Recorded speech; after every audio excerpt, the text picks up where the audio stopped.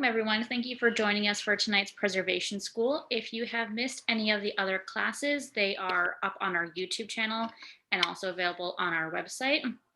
And also, we have one more class next week on Tuesday, June 29th for the Economic Benefits of Historic Preservation with Andrew Baldwin. So please check that out if you've not registered already. And all of the full backlog of preservation schools are also available on our YouTube channel, along with plenty of other great content that you should please check out. And tonight's class, we have Sam with us on how to engage and nurture community groups. She is from Urban Archive, which is a great organization. I believe everyone here has seen it, has used it. And a little bit of a sneak peek, we will be announcing this soon, but we have been working with Urban Archive on creating a cultural sites map. So that will actually be released soon. You guys get to see that. So thank you so much, Sam. Thank you so much, Urban Archive. You guys have been great. And with that, I will hand it over to you. Okay. Well, thanks everyone for having me. I know that I've met George before and Michelle, of course, but Susan and Allison, it's nice to meet you. As Michelle noted, I've been with Urban Archive. I've actually been at Urban Archive about 4 years, right about when we got our start as a nonprofit. Since I think all of you are probably familiar with Urban Archive a bit, but I think before kind of jumping into kind of how we engage with different communities, I thought it might actually just be good to give you a quick intro to get everyone up to speed and how that kind of relates to the community work that we do. So yeah, Urban Archive. We are making archives accessible through data, design, and collaboration. It's part of our mission. And maybe before we even get further into that, I'll just tell you a bit about our team. This is actually us standing in 2019 at our office building, which was on 155 Rivington in the Lower East Side. You can see that there's a photo of it in 1915 and then us there in 2019. This photo is actually taken from our app. Our team, about half of us are on the product and development side, and then the other half of us are focused on communities, partnerships, content, and research. As much as we're like a tech project at Urban Archive, we're also really all about community and partnerships. Maybe the community and partnerships even eats up more of our time, and that just working with different communities is, I think, is where you see a lot of success, but also there's a lot of things to kind of figure out when you're always partnering up with different organizations. So kind of back to our office building, this is 155 Rivington. It has a really interesting history. You can see here, it was once a bank, it was once a commissionery, has a lot of interesting stories to be told. But the truth is most people don't really have access to archives. You might need to be a seasoned researcher. You might need to know how to access collection portals. You might not even know where to look to begin with. This building has even more history. On the top floor, there used to be, there was a music video that was played in like the 1990s by the band Rancid. Like as I noted, it was a bank. This bank actually still had some stuff in the basement when we were working there over 100 years later in archive. And then in the early 2000s, Lady Gaga used to hang out there. So you can see that there's a lot of stories, and that's just one building. Moving even further, this is Orchard and Hester Street. I think 2019, just a Google Street View. But about 100 years earlier, this is what it looked like. You can see that a lot of the architecture stands there. What you might not notice is that this little element on what is the Dermosky Bank building is not there, nor is the bank. And even the history of why this element is standing on this on the bank is a really interesting fact. And it's like, how can we engage just everyday New Yorkers in the story of New York? Actually, the reason why there's a cupola on top of it is because it wanted to be the tallest building in the building when it went up at the time. So all this stuff really translates into everyday life in New York today. I'm thinking about, particularly in the preservation space, how can these stories be used to maybe highlight buildings and histories? So what we're doing at Urban Archive is we're taking all of the different collection portals from different institutions, bringing it into one place, which is Urban Archive, a collaborative platform for archives and for history. And our mission is really twofold. I would say that we're looking to empower institutions that are really tasked with telling these stories and so on, but also through creating public access and a really accessible platform. Our goal is also to engage people, communities, users, and really anyone around the world in local history. We do that through open data, not to bore you with the details, but there are over 850,000. Just thinking about that one building that was Urban Archive's office before the pandemic. That's just one building. There's, again, over 850,000. So how can we also lean into open data communities? There's a lot of open data put out through Department of Sanitation, the Department of the Finance. There's so many. And so what we're doing at Urban Archives, we're trying to bring that all together and tap into all of the different ways that archives could be visualized through that. And if you haven't seen our app before, we have a web app, we have a mobile app. This is it on the screen that you're looking at right here. How I really break it down, as I kind of discussed, there's a lot of technical elements, but to break it down, we're like a Google Map like app for local history. If you're wondering where to grab coffee and then you want to pull up some directions, you can poke on the map. Same thing with Urban Archive. You could poke around. It's a familiar experience to just kind of browsing through a map-based interface. Yep, so this is our iOS app, and we also have 3D component. And I think this 3D component is really interesting in showing how urban landscapes have changed. Actually, we developed this with village preservation, this 3D feature. I'm sure you guys are familiar in the preservation space, but we did a project within that launch last year around south of the area south of Union Square. And they wanted to show all the stories in just a couple of blocks of radius, highlighting just those, it was really like 2 or 3 blocks, and how proposed development might change that. And they want to preserve that history. So we actually developed this 3D component to be able to visualize just the scale of the old versus the new. Kind of going back to community engagement work, I think everyone loves a good then and now photo. Something that we also do at Urban Archive is this then and now component, where you could take a photo of the building that you're standing in front of on our app and then send it to Urban Archive. These are really great from just like a community building perspective on social media. These are so popular, but also we are working with a lot of educators, both at our museum staff, like Museum of New York and so on, but also just, school teachers come to us. And this is just such a great way for students to go out, open up their phone, look at the photo of what was standing there maybe 100 years prior as they're looking at the new building, or maybe the building is still there. So these are really great ways to kind of have historical inquiry while looking maybe from your desk or maybe right in front of it. We also have this like push notification feature. For us, it's all about empowering, like I said, locals to understand history where it happened. So if you have our iOS app, you could actually turn on push notifications and get a notification about a really neat history fact. You could see here in the Lower East Side, if you're walking through, you'd learn about a block-long kosher wine cellar that operated until 1967 and it's no longer there. So it's like, how can we personalize, contextualize history in a familiar way? And I think the same can be applied across broad spectrums. I always kind of keep this when I'm doing presentations. I think no one really wants notifications or location services on, but the reason why I think this person's telling us that they want to keep it on is just that it relates to them in their day-to-day life. So breaking down big concepts, or not even big concepts, but just unknown historical facts, and then kind of pulling that into the serendipitous nature of city life and so on. We also have this thing, it's like a Tinder-like aspect of Urban Archive. It's called History Crush. You could swipe left or right on photos, and then as you're walking through the city, you could also get notified about buildings that you swiped on, and buildings that you might have said, hey, that's a cool building, I want to learn more. And then when you pass it, you could kind of open up the app and explore curated history. We also have this partnership with Link NYC that enables us to basically pull in photos within a 200-meter radius, so that we generate this template that then shoots these images from our partners' collections onto the kiosk itself as you're kind of walking by. Thinking back to push notifications and that then and now feature, the idea here is that we can kind of blend into everyday life and show you contextually what's just right around the corner. So we've been doing a lot of different things with our partners, but I would say like the base of what we're doing, and what Michelle kind of noted, is telling stories. This is an example of historical outfit of the day for Fashion Week, but that's a fun example. But there's a lot of ways that different people could engage the public in archives. It could go from fashion to a crosstown crawl of 14th Street, and this is done by the New York Historical Society, just outlining what the history of the East Side, and there's a remarkable history that's definitely changed a lot, even just over the past year with the busway going through 14th Street. We've also started experimenting with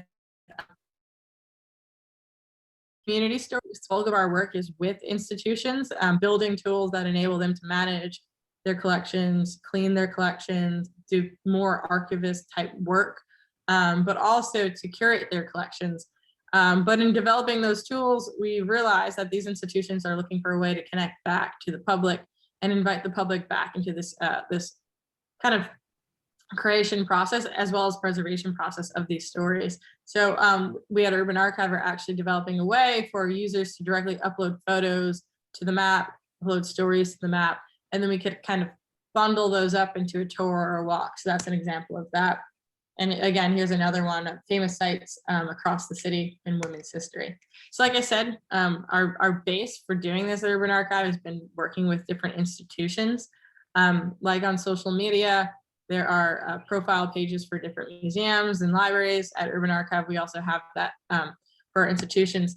And just recently, we started kind of stepping into the community space a bit more and wondering, again, like we think that we're building a really important and invaluable tool for these institutions to be able to not only work as the institution, but collaborate across institutions, but then invite the public into that. So how we've been doing that is then through profile pages. You can see here, again, I think a lot of us are familiar with Facebook or Instagram and how we might have a profile page that anchors our content.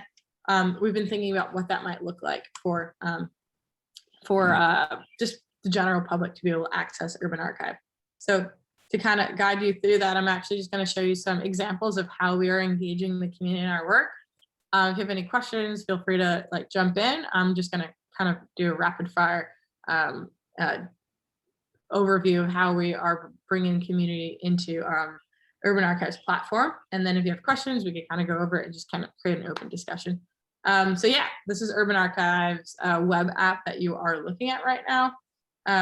Something that we actually just introduced recently was this little banner right here, which just invites the community to share stories relating to the LGBTQ plus history in New York City as part of Pride Month. And what that actually does is that enables just users themselves to participate in a lot of the institutional archiving work that is being done on our platform. And then we have a whole bunch of different photos and stories.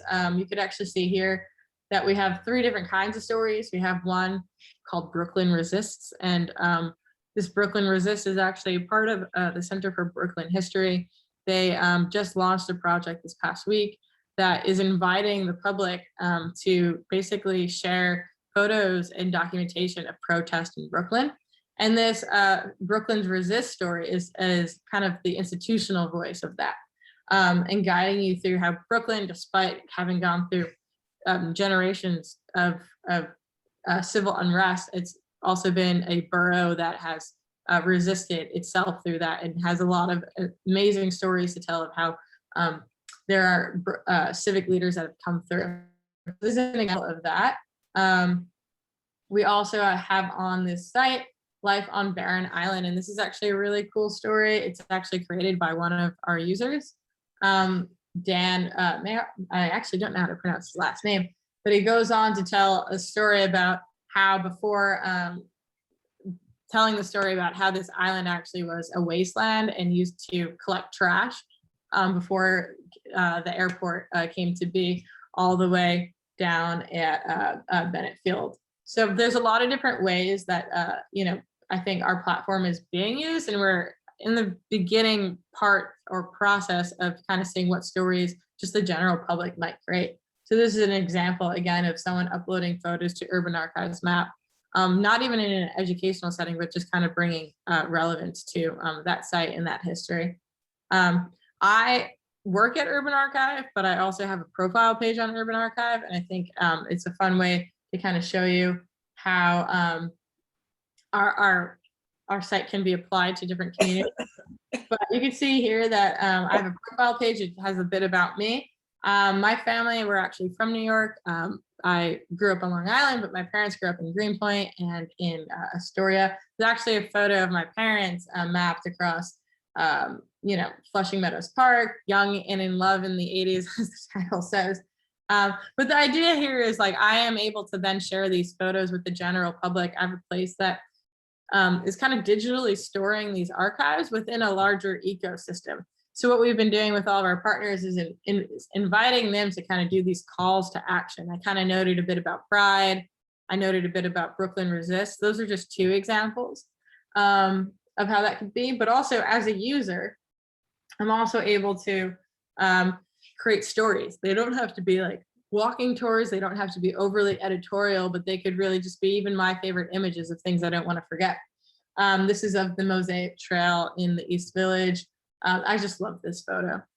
I've seen a lot of photos. I find the DSNY photos are some of my favorites. They are quite sassy and witty in their history of talking about activism as it relates to race in the city. I'm not sure if you could see here, but it says, "You missed the litter basket with 1,200 pounds a day in Times Square alone." And that's just one example of one of the really cool campaigns that have existed. But, you know, kind of without Urban Archive's platform, that was never available. So you could keyword search, you could search through DSNY's collections on Urban Archive, or as just, you know, a user, you could also go in and create these stories. In your own work, you could think about how you could maybe lean into that keyword search or bundle up, this says Sam Selects, but a selection of photos that might bring to relevance or highlight just a particular story or a building or neighborhood. Just to keep kind of going through these because they're definitely cool. This is another DSNY one that says "Eat Less," and that's part of like a World War II campaign telling people to eat less, as just given the predicament of what they go at time. Here's another example that is not me. This is Karen Bell. This is someone who's uploaded a number of amazing shots to Urban Archive. And again, this is just an amazing example of how these stories have not been captured apart from a platform like ours. They're kind of maybe on Facebook, or they might just sit on a hard drive, and so on. We've also been doing our own calls to action at Urban Archive, such as New York Loves Moms. We did New York Loves Dads recently. And again, they're just calling the public to email us their the name, their email, a little bit about it. What we're trying to do is reduce as much friction and the barrier to participation as possible. We used to say, create an account, do all these things, but now it's like, email us, Slack us, message us, Instagram, just get in touch with us. And through that kind of process and just thinking about where is our audience and meeting our audience on whatever platform they're on, it's enabled us to really engage and collect in a different way. So that's an example. And you can see here that there are a number of photos that this is just from that one campaign that are popping up. We did a fun roundup, and this is an example how you as preservationists or what in the work that you're doing could have these calls to action and then bundle up content on Urban Archive to then share back, creating this like feedback loop. So you can see here, it's submitted by Regina, and some of them even have different stories. I think that this could be a really powerful way to kind of bring the community into the storytelling of the day of where we are today. So just to kind of go through that. And some of these, as you can see, are just absolutely amazing photos. And it's sad, I think, that they might not have been made available to the public before, and that this project is kind of able to pave a way to bring them all together individually and then corporately and then within a larger institutional framework for archives. I noted before that we've been doing a bunch of like crowdsourcing projects. One of those is actually with the Queens Public Library. They hit 125 years of history of being around. So actually, we are working with them all year round this year to invite the public to send in memories and stories of their time. So you can see that the map looks a bit different. There's a custom URL, there's some info about the project itself, but it really works like Urban Archive, and it's something that gives our partners a bit more control over how the site looks. Kind of jumping back to just the user side, this is actually an example of another story from one of our users, Steve Fisher. He grew up in Maspeth, and his family actually had like a shop that was right on where the LAE cuts through. And you can see that his family actually got displaced a couple blocks away. And it's just a really cool example that brings in tax records, old maps, family photos, but also tax records.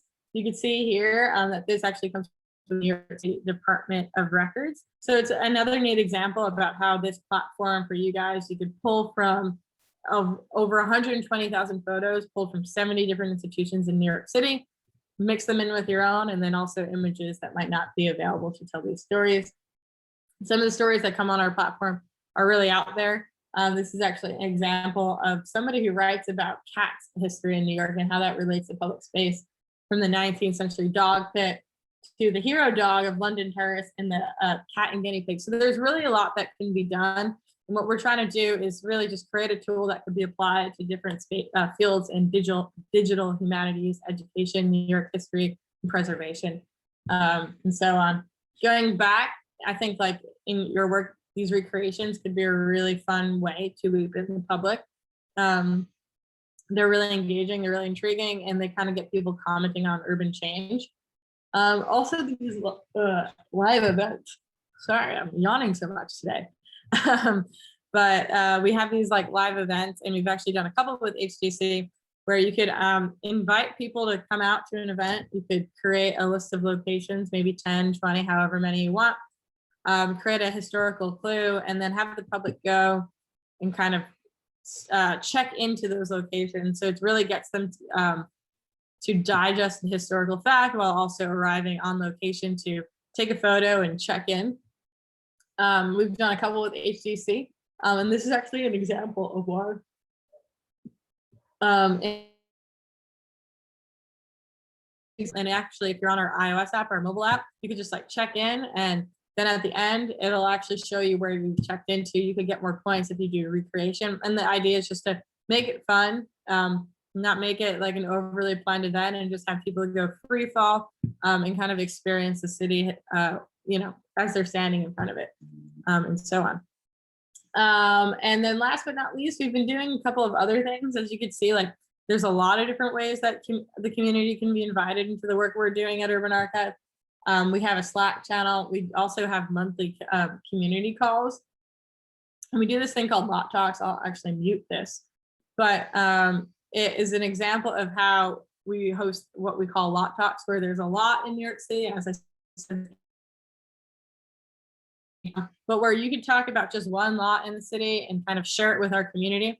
So we host sometimes Lot Talk events where like 5 people will give a 3-minute presentation on something really funny or something really quirky or something they're just excited about. And this is actually like a TGI Friday story, a really neat building. And it brings people together. It kind of, it's almost as small, like this could be a roster, all of us here could go on and just talk. And having that 2-minute window kind of limits it from being a really long and maybe not to say boring presentation, but it allows you to kind of just talk about the fun highlights. And these are really engaging. We get people signing up all the time to kind of give these, and then we share them back out on Instagram. This is actually available on Instagram and our website. So these are really just fun ways to get the community to utilize our platform, check out archives, and then kind of see what happens. We're always just trying to create opportunities for people to join in, and we're always learning from them, and really with our platform, it's informed us how we're going to operate. So that's kind of it. That's what I had planned to share, just the different ways that we at Urban Archive are working with archives and various different actors in the museum, library, archives, and preservation space. If you have any questions, I'm happy to kind of answer them or kind of see where this might go. I'll pass it off.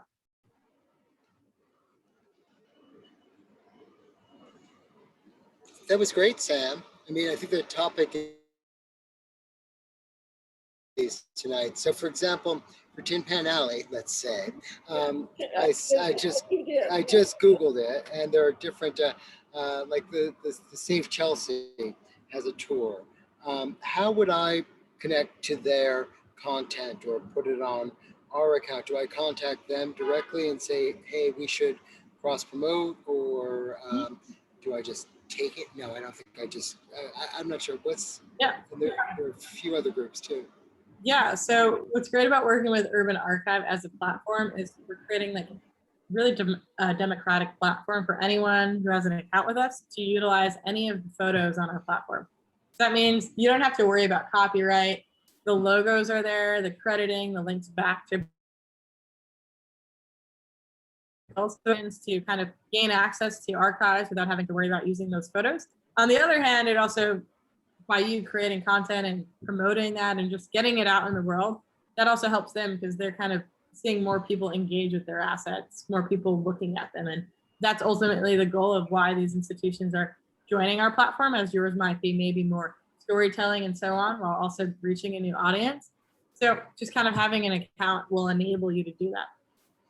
And then I love I see you all the time on Link NYC. That's just great. But let's say we're there and I'm accessing a Save Chelsea image, but I want it credited for the Tin Pan Alley American Popular. We put it into our account or we adopt it. Yeah, so all the images belong to the institutions. You can't change the ownership of that. Okay. And how the Link NYC project works is, we have a program where institutions can sign up if they have images and if they hit a certain amount of criteria of, copyright, sizing, scale. There's a number of different elements that kind of come into play given the kind of partnership that it is. It's very public, very digital. And that basically is like a template that's standardized. It says, hey, I own this image, a couple of other elements again, but it'll shoot up there. It comes down to ownership and the ability to kind of share that. Luckily, we're friends with all those people, so it's not a problem. Thank you. George, that would be a fact. Didn't you get a grant to do an educational project? Yep. Yep, 2, and we're about to post them. Urban Archive doesn't post videos, right, Sam? Not currently. No, and it's also 45 minutes long, so it's not. It doesn't lend itself. I'm wondering in terms of shots of Tin Pan Alley over time during the heyday period, with a narrator speaking and introducing it, and then different songs that were produced from different buildings. But we should talk separately, because I don't think it's an Urban Archive project. Sam, I have a question about how does Urban. Yeah, we are funded in a couple different ways. We are funded by different grants and foundations. There's some platform fees. And then we also work with different partners on collaborating on grant applications. And that we found to be just the most effective and successful for both us and our partners. You can see all those different special projects, the COVID-19 mapping project, the 125th anniversary project, the South of Union Square, where those are customized projects that, an institution comes to us, they have a technology need. And they then leverage our platform tools. It helps us improve our platform. And the benefit of kind of that is all the tools that we developed for that special project with that one partner then roll into all of our other partnerships. So, we are a nonprofit.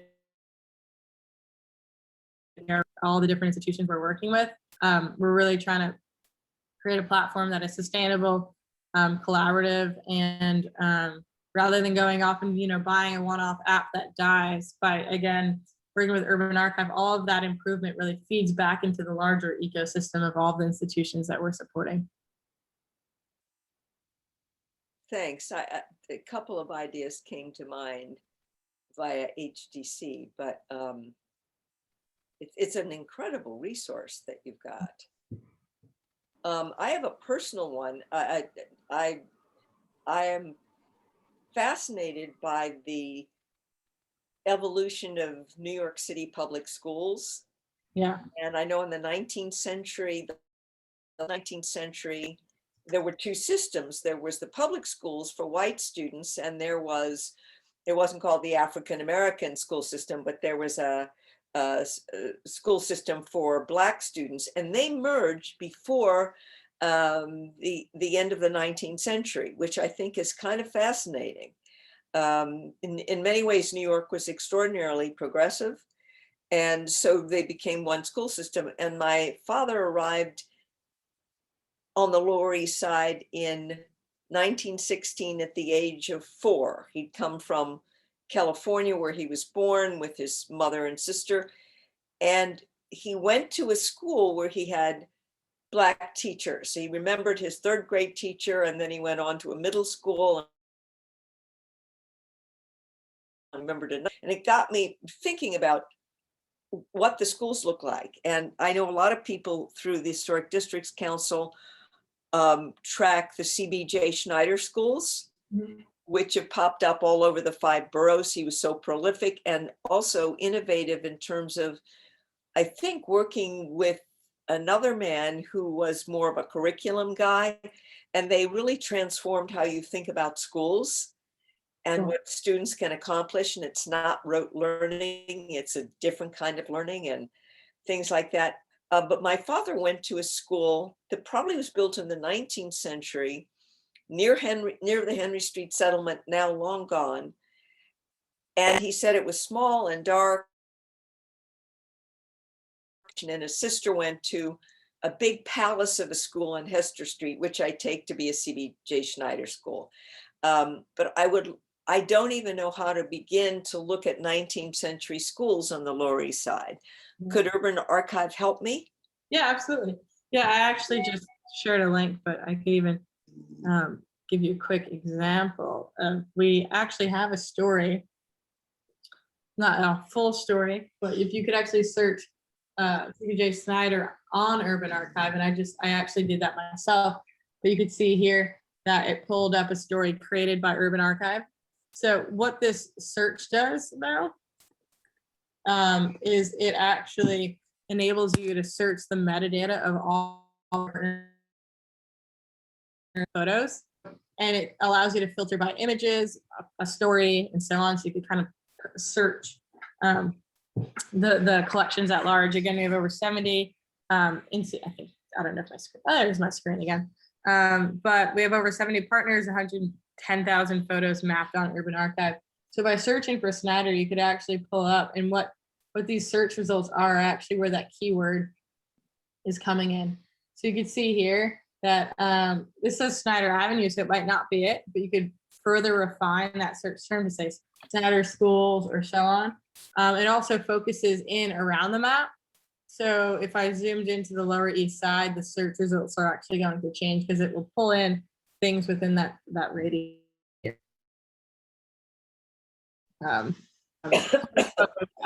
Centered around the map. So that's really nice, but we're just actually going to go in and filter for the story itself.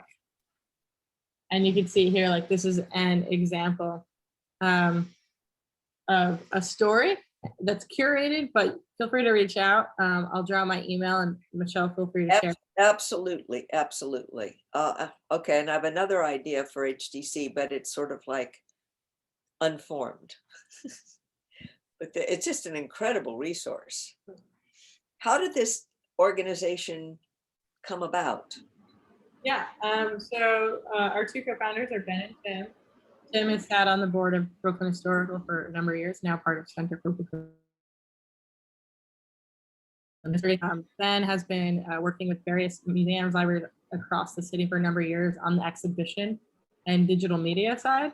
And they got introduced, kind of came together thinking around Brooklyn Historical at the time, thinking about how they could really expand the reach of those collections through a digital mobile experience. So we actually were a mobile app for 2 years. And then in 2019, we also moved to the web. So we are now accessible on the web, meaning any platform as well as a mobile device. Yeah, that was my question. I always thought of you as an app on the phone, but I've been using it and looking at it on the web too. So it's as web-based now as it is an iOS app, correct? Yep, you've got that right. With social. So, I mean, I'm sure you've got a very active Instagram account, for example. So if one, is posting on Urban Archive, is there interaction on social, or are they discrete activities?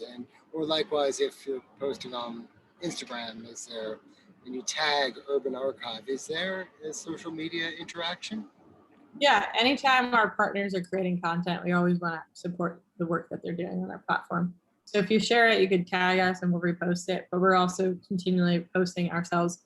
We have a weekly email that goes out on Fridays called Archive Weekly. It's pretty popular. It's a email that rounds up quirky historical facts,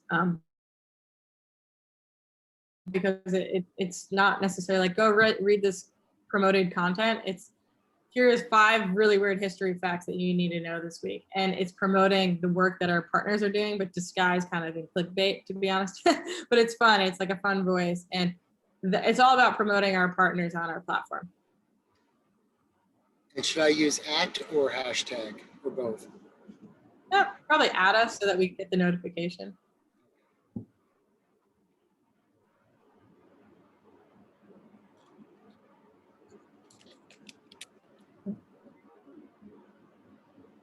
Can you track down like schools are pretty concrete, but if I said I was curious to know law practices around 1850 in Manhattan, could you work with that or something like that? That would be a bit trickier in that what is available on Urban Archive is a map comprised of photos located across the map. Those photos tend to have some information about them. It's pulled from the metadata of these collections. So should the metadata or any of the content that, Tin Pan Alley or ACC's, writing about on Urban Archive have those keywords, it might pop up. But again, it depends on, if you think about the data that's on our platform, that's images, the information of the images from these libraries, and then the curated content. So we can't really host it if we don't have that direct input. So probably knowing there's a couple ways to tackle that. You could do a keyword search, or the other side of that is you could, if you know that the Empire State Building was a critical, location or address in that history, see if there's anything on site that you could uncover. Okay. Mhm. Got it. So it's really about the place, the building, something that has a location on a map. So you could work backwards. Yeah. And a lot of it comes down to, again, is like, are people writing about this? Maybe. Like, we hope that, like, if that's a story you want to tell, form that accessible to other people. So you might be like one of the first people to do that research on our platform, or let alone maybe that research. Yeah, I'm more interested in tracking an individual. So I can see how you would try to figure it out. Okay, this is exciting. So, and remind me, Michelle told us about what you were doing with HTC, but tell us again. Yeah, HTC is working on a custom site on Urban Archive, and they're building a bunch of different stories. And Michelle could probably speak more to that than me, but it looks a lot like the other, really everything you've been looking at on Urban Archive. We were creating the platform, the infrastructure, the tools, and the storytelling and everything regarding that is up to just the institutional partner. Got it. Okay. Yeah, we're mapping all the cultural sites. It's part of the our cultural initiative grant that we have from Ben Kalos. There'll be a whole email going out soon. Okay, I think that it's interesting because there's some people fascinated by the beautiful architecture and the neighborhoods, et cetera. But I think there's something very compelling about the cultural sites, which are often sort of less architecturally distinctive. And you would never know walking past them that this was a really significant property. So I think people are quite interested in the stories behind the place. I like both, but I do think that's a nice focus. It's why Urban Archive actually works so well for this because we can actually tell stories with it, and it's built right into the platform. So as opposed to it, us just showing pictures of what might be a banal building, the narrative is built in there. So that is what will get people interested.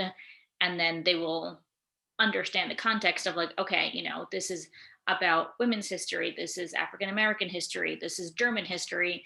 It's not necessarily, okay, these are all Second Empire buildings. This is what we're looking at.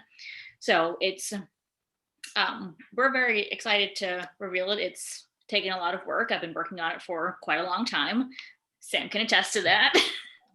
But yeah, it will hopefully be very good and show a different side of history from what I think people generally expect, i.e. just looking at the architecture. So would it include, we've worked, just thinking about African American history, there's the house in Chelsea that was discovered as part of the Underground Railroad. Could that be such a site? Yep, that's on it. And other links to the Underground Railroad. I know New York has lost so many of those because there's constant development, but also discoveries of burial grounds and things like that. So, and again, because it is a continuous thing, even after we announce it, I will continue to be working on it. I will continue to add to it as we have more content or, we learn more stuff.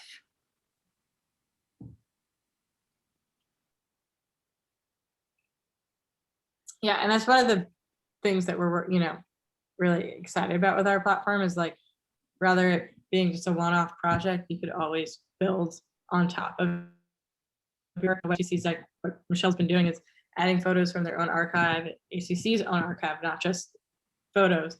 So it's really like a living repository for the work that HDC is doing. And that's something that they could keep, they could build on. And as Urban Archive stays on top of platform updates, that grows with us.